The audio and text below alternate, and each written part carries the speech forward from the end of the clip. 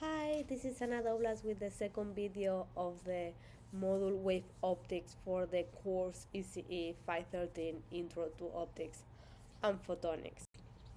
In this video, we're going to identify the characteristics of three elementary waves, the plane and the spherical and the paraboloidal wave. And we're going to introduce the paraxial approximation, so when we're gonna be able to approximate a spherical wave as a paraboloidal wave, and how we're gonna estimate the Fresnel number and the maximum divergence angle.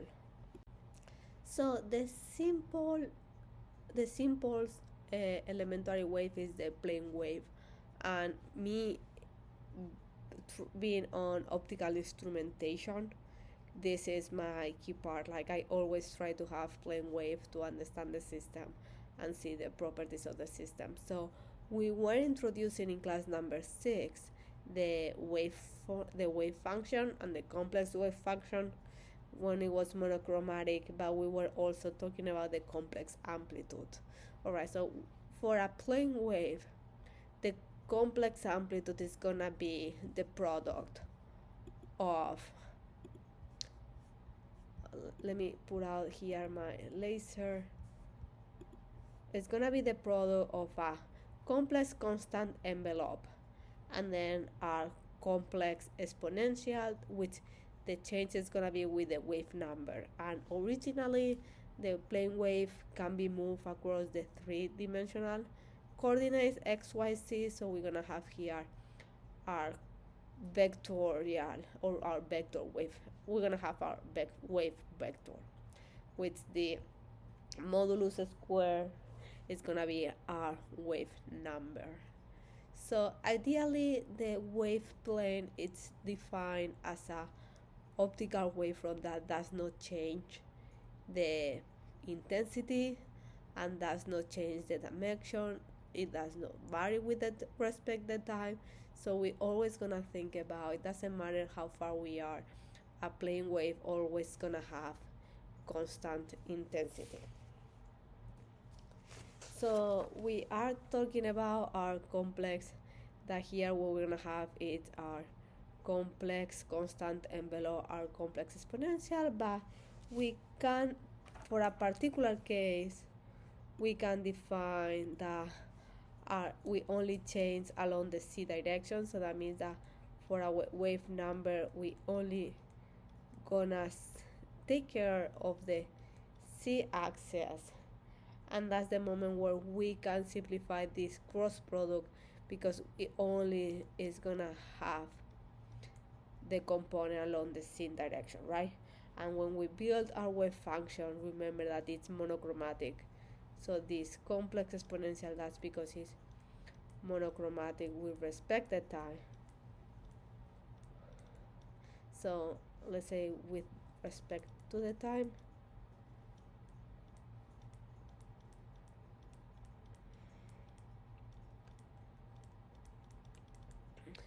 we can see that in this particular case, now our wave function is gonna have some real amplitude, but it's gonna change periodically with respect to time and the distance c with both lines.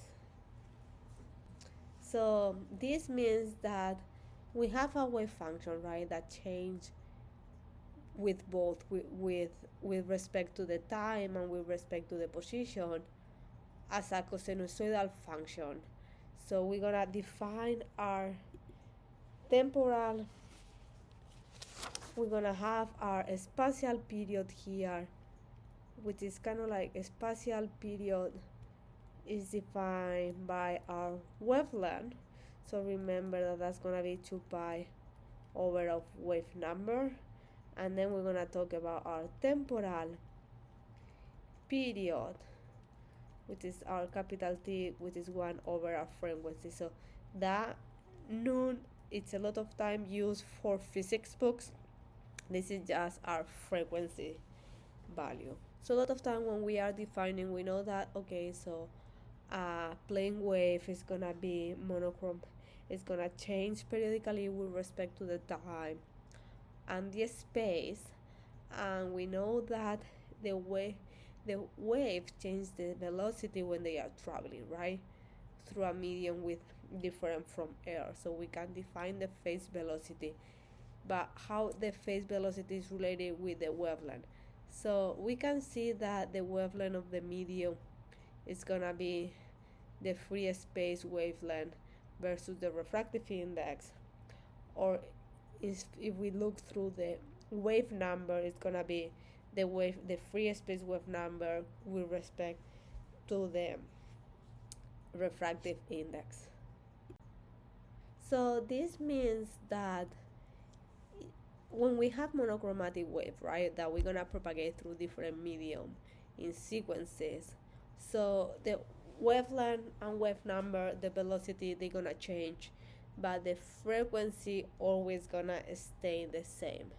And this is really important. Doesn't matter where it's gonna be our optical plane wave traveling, we're gonna change the phase velocity, we're gonna change the wavelength, wave number, but the frequency, the periodicity in which our signal change with respect to time, this one is not gonna be affected by the media that we are traveling.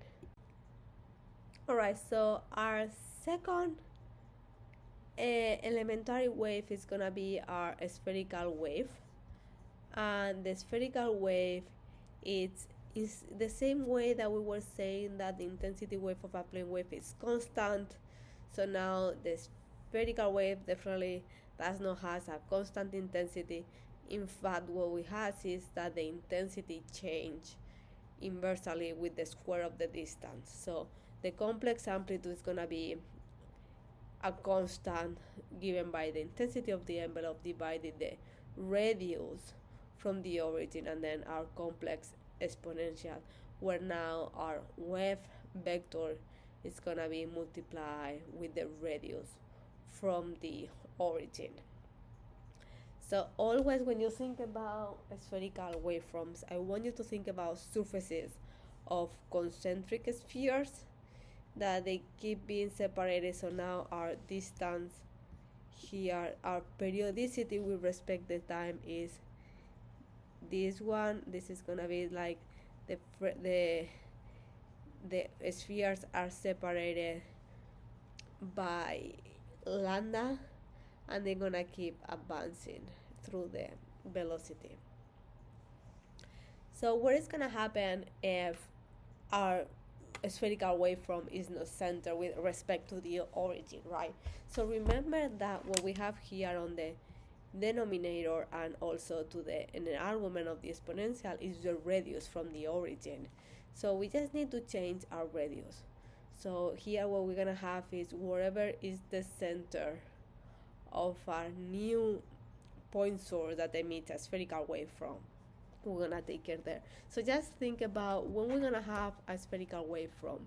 So we're gonna have a spherical wave from always that we have a point source. So always that we have a point source always is gonna emit a spherical wave from.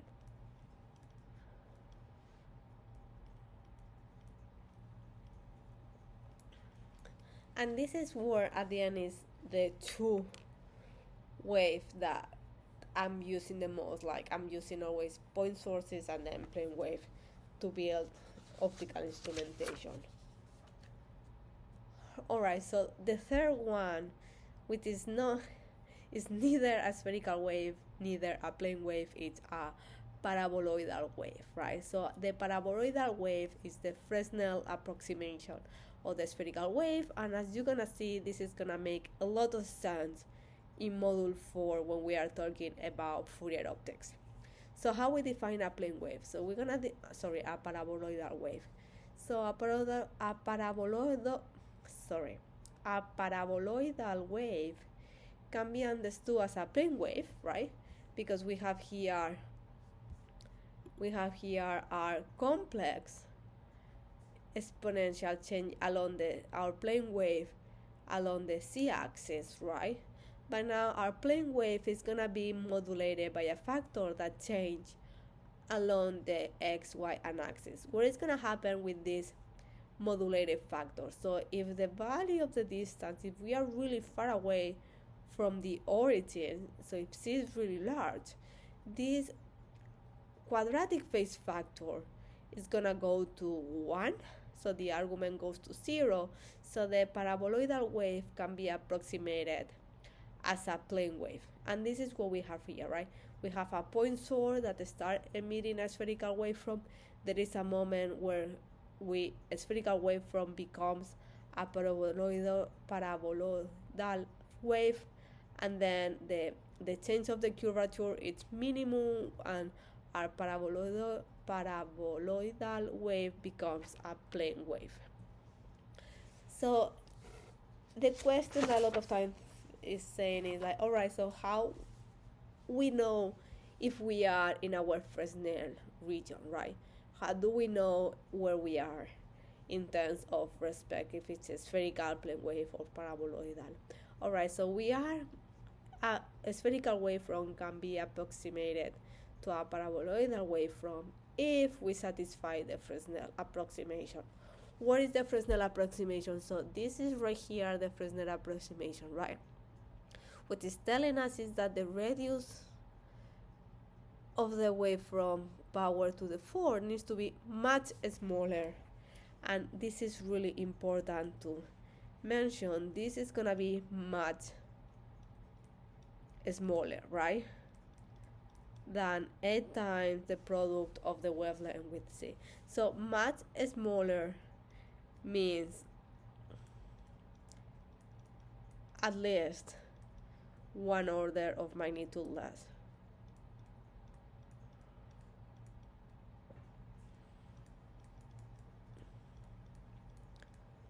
If you are saying, I don't want to remember this, you can say in a different way. You can say that the product of the Fresnel number with respect to the maximum angle square divided 4, that needs to be much smaller than 1. So this is like we are defining here our Fresnel number, and we are defining here our maximum angle of the radius. Alright, so let's try to practice a little bit the Fresnel approximation, right? So they tell us that we have a radius, we need to determine the radius of a circle in which a spherical wave of wavelength 633. So remember, this is gonna be our red color. We're gonna have red light far away, like located 1 meter away. So this is gonna be our distance C, can be approximated by a paraboloidal wave. And then they want us to determine the maximum angle and then the Fresnel number, right? So they're asking us about the radius, and we know that the wavelength is 633 nanometers, and our distance, we are 1 meter away. So if we remember, this is like the radius power to the 4 needs to be much smaller than 8 lambda c squared. So that much smaller, we say that it's at least 1 order of magnitude. So I'm just gonna divide, like, needs to be smaller or equal than 8 lambda. So remember, this is like at least 1 order of magnitude.